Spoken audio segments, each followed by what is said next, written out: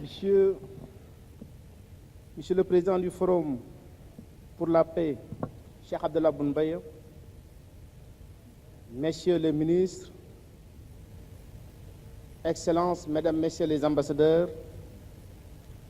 honorables guides religieux, oulémas et savants, honorables invités en vos rangs et qualités respectifs.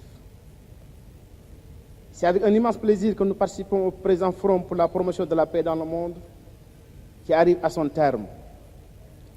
Ce thème est d'une brûlante actualité parce que la situation actuelle du monde reste marquée par des conflits armés dans plusieurs zones, malgré les efforts des organisations internationales et des États.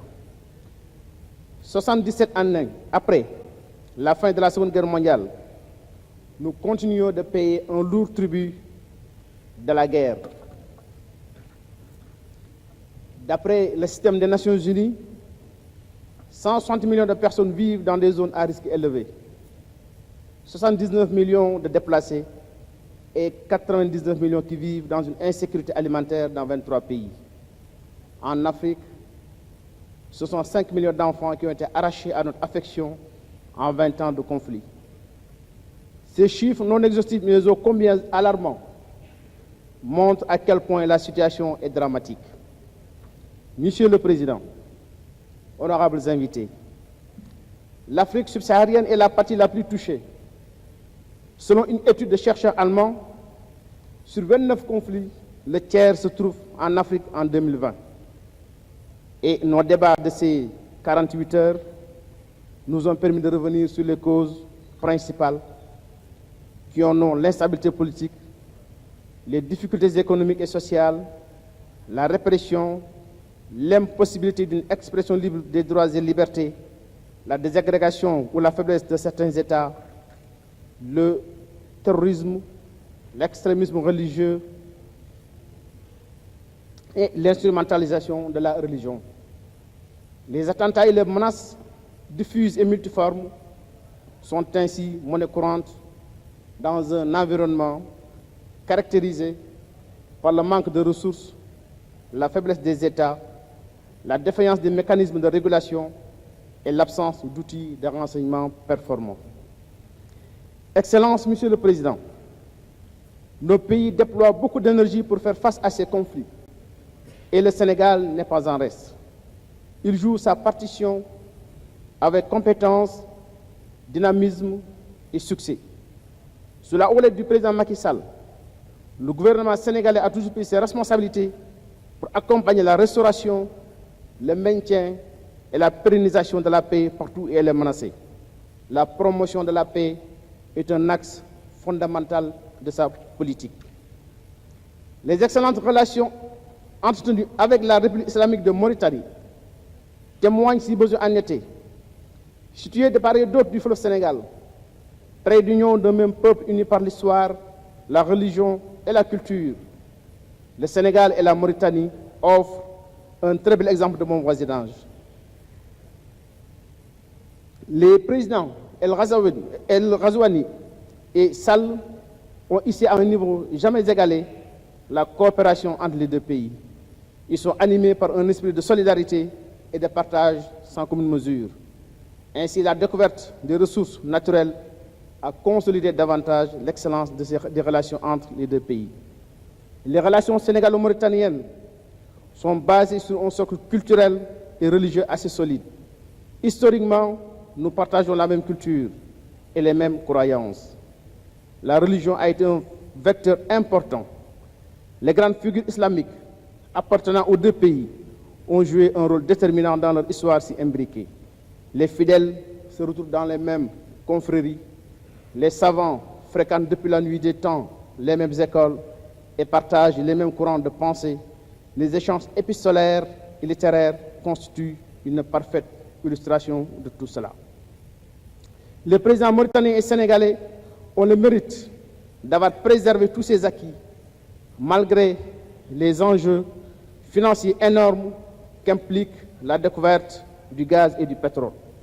La Mauritanie et le Sénégal délivrent ainsi une belle leçon au monde entier, une leçon de paix, de solidarité, de partage de générosité à méditer pour la préservation de la paix. La coopération entre les deux pays est parfaite au plan économique, militaire et diplomatique. Notre présence à ce forum, Monsieur le Président, entre en droite ligne de ces excellentes relations sénégalo-mauritaniennes que nous venons de découvrir. Le Forum pour la paix est en effet une excellente plateforme d'échange pour promouvoir la paix dans le monde.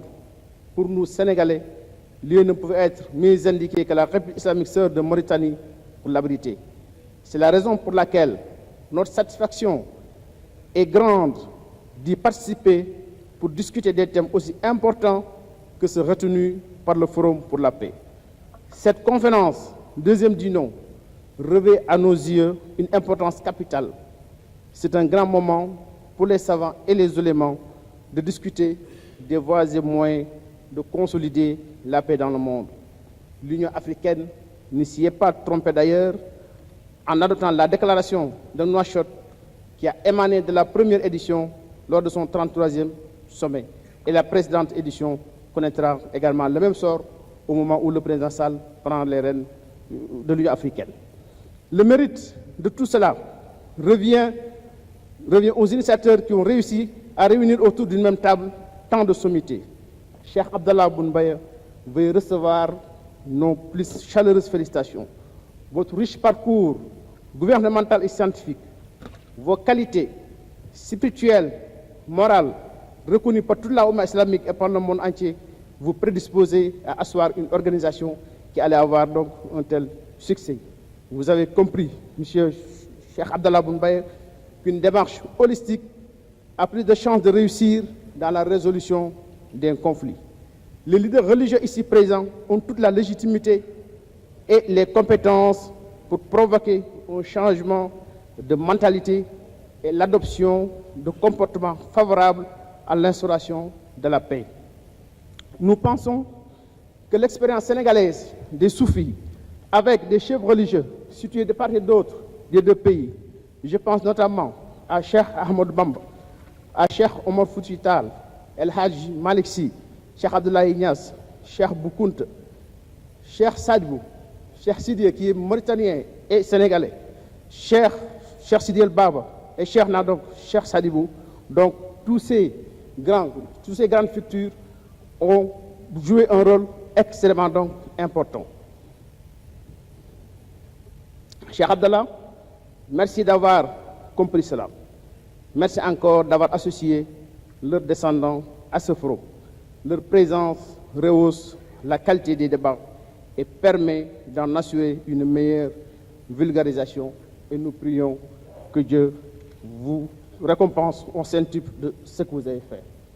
Permettez-moi, avant de terminer donc mon propos, de remercier les organisateurs du forum, de remercier le président mauritanien, de remercier le gouvernement mauritanien et de remercier également donc tout le peuple mauritanien pour la réussite de la présente forum qui aujourd'hui donc à son terme.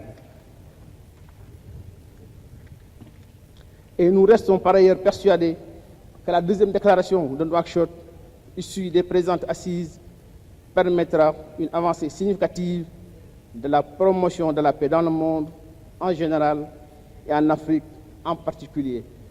Et je ne saurais terminer, Monsieur le Président, sans remercier au nom du peuple sénégalais tous nos frères africains qui ont salué la victoire historique du Sénégal à la Coupe d'Afrique des Nations, tout en encourageant la voyante équipe algérienne qui n'a pas démérité.